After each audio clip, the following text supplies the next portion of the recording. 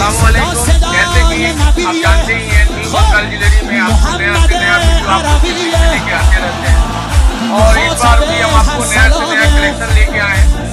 और देर न करें, स्क्रीन पर दिया हुआ नंबर पर आप जरूर कॉल करें और शॉप में आने के लिए आप जरूर कोशिश करें, क्योंकि हमारे यहाँ टोटल होलसेल का आइटम मिलता है।